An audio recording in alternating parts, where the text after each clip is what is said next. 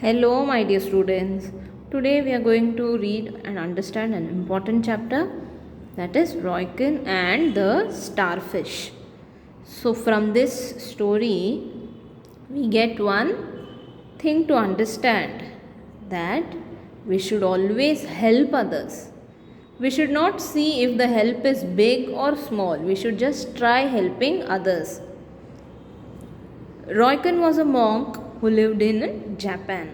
So Roykin was a monk. भिक्कूज आपने देखा रहेगा, रेड कलर के कपड़े पहने रहते. He was a well-known teacher and a poet and a calligrapher. So he was a teacher and a calligrapher, poet. Calligrapher means the one who writes beautifully. See, he knows the art of fine handwriting.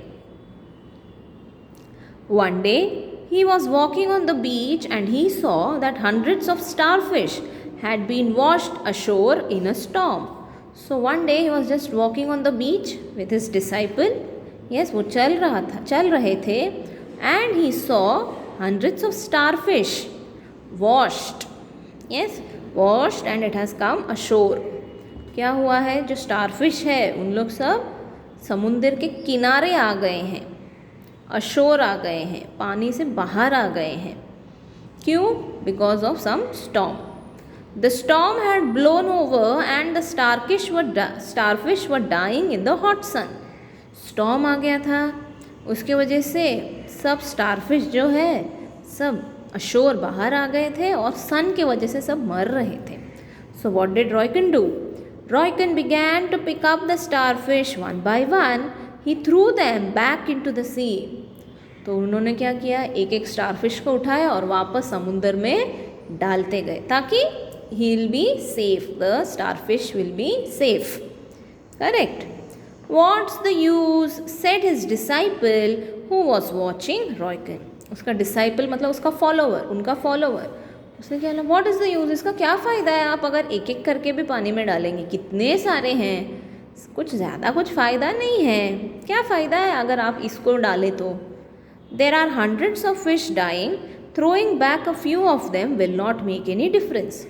तो ये disciple बोल रहे हैं, disciple follower, वो क्या बोल रहे हैं, कितने सारे हंड्रेड्स है स्टारफिश यहाँ पे, एंड थोड़े को कुछ डाल के कुछ फ़ायदा नहीं है, थोड़ों को वापस समुद्र में डाल के क्या फ़ायदा है.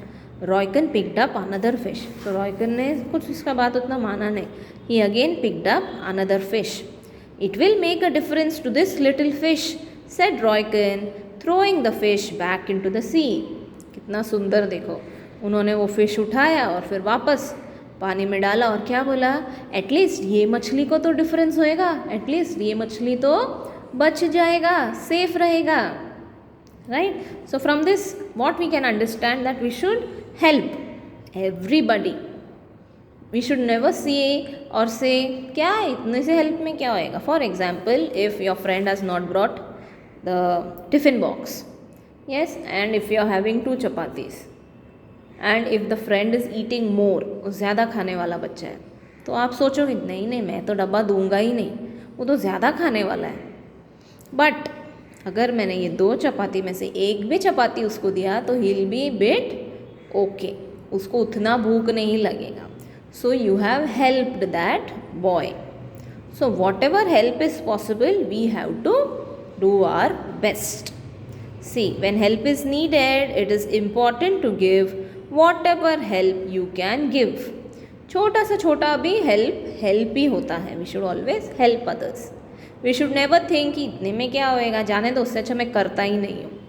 So if Roykin had thought कि oh what would be the difference if I throw the starfish into the sea, then that single starfish would also be killed or died.